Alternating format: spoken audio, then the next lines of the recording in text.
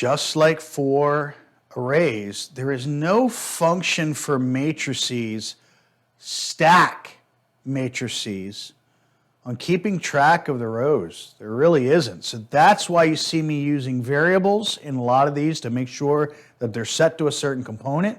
When we pass values, when we get into functions and stuff like that, we have to pass the number of rows and columns that a certain item is.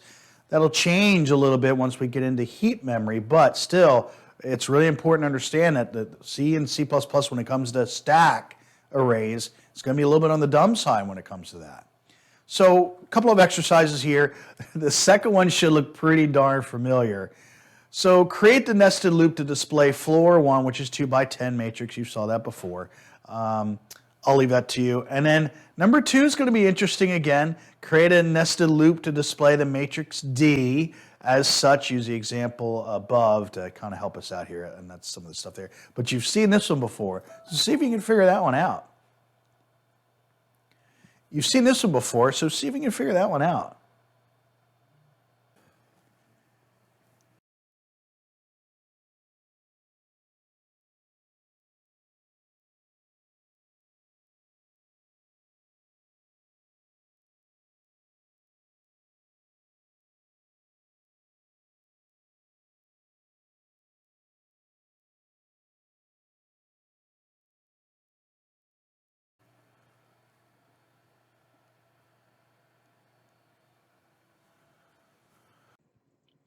Here is the answer to part 1.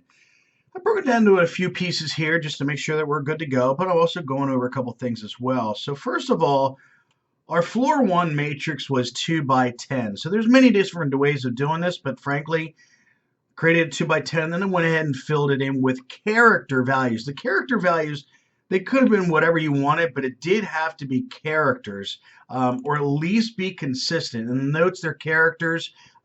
We used floor 1 before. If it was at least consistent, that's all I'm worried about. But in this one also, you'll see I use dashes and plus, but I just put a couple of pluses here and there just to make sure that I got everything out of it as I then went ahead and displayed it. Now you notice it's a nested loop, and gee, I wonder why, because we have an I and a J that we got to take care of. Notice I also spelled out rows and columns as basically unsigned shorts in this one, because frankly they're normally shorter. So I did a little bit, normally I do ints, but I even went a little bit more restrictive on this, and I'm okay with that because frankly, if something goes crazy, remember an int can be a really large number, and an unsigned int is even more of a larger number. Whereas if I know it's going to be short and sweet and to the point, then unsigned short is best way to go. It's safer programming. So anyway, so that might be the first time you've seen that as well. The other part is here I'm showing the overall display here. We've done that type of thing before. The only thing that was more interesting was that, frankly, I forgot to take out the endl that was here. Matter of fact, I'll rerun it here. And then after every single time it displayed, it would put it on a single line. So there wasn't anything wrong with the output of the code. It just didn't look as nice as, frankly, what you may have wanted, like in a Minesweeper setup or something that's a little bit more concise. I'm going to run it again here. And now it's back to the 2 by 10 overall setup. Now the last problem, number 2, I'm going to cheat to be very frank with you. It said create a nested loop to display the matrix D in such an example. So I'm going to do the same thing for floor 1. And actually you've seen this before. So what I'm going to do is I'm going to go ahead and put that OR symbol in front. And I'm going to run it.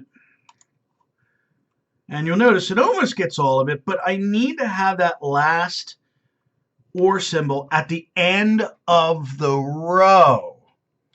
Now last time I did this, it was only a single for loop, and frankly we did the cout right about in here, and then we had our OR symbol, and I'm going to run it, and you'll notice I'll be close. Yep, see it's actually on the wrong end there. Okay. Yeah, so that doesn't exactly work, especially with this here. So let me put it here instead. So I'm going to move that, get rid of that, and then go ahead and run that. Uh-oh. Oh, I forgot the angle brackets. Duh. Let's try that again. And there we go.